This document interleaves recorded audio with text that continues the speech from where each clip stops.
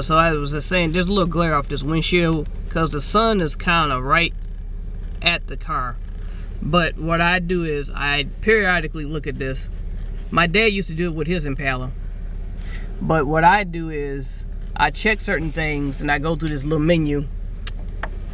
And I do it when I'm driving the car, and you shouldn't, but you should do this if the car has been sitting, if you haven't driven it.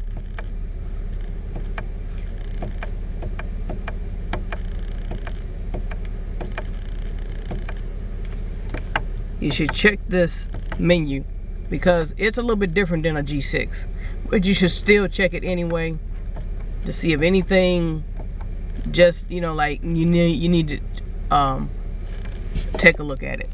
Just take a look and see what's going on, and that tells you if you do need to change something, if you need to check your wiper fluid, check your wipers, your tires and stuff.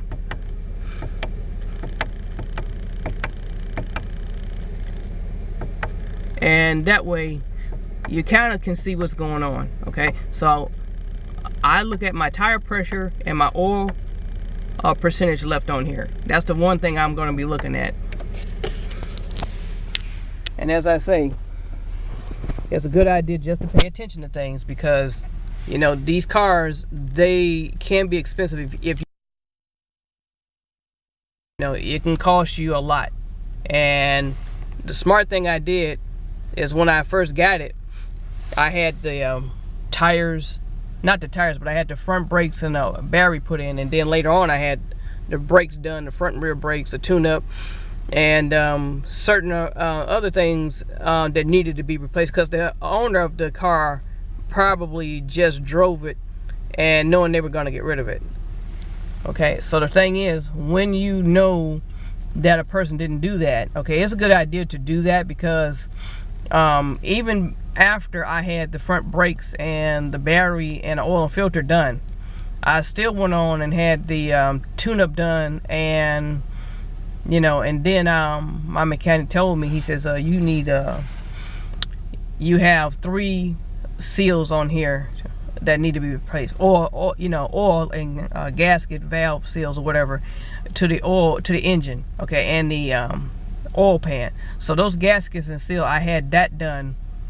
So basically right now, you just have to pay very close attention, you know, after you've had any work done, whether you need to have anything done but an oil and filter, and that's about it. That's what this car needs right now. It doesn't need anything else, because as I say, I had a major tune-up done with the rear brakes, and I had the oil and filter done with the battery, and then I had 2 new tires put on there and stuff. So you know, that's what you need to do for maintenance on these cars. There's no way, two ways about it. When I had that major tune-up done and I had the rear brakes done, and then I had to come back and get the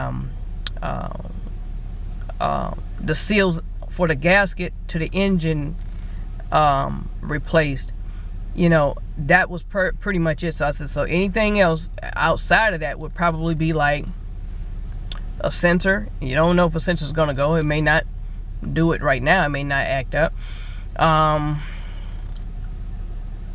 Alternator, starter. You know, you have to take into account, you know, how much do you drive the car. And if you don't see anything right now that's jumping out, and the car starts, like, you know, both cars start pretty good. They both start up.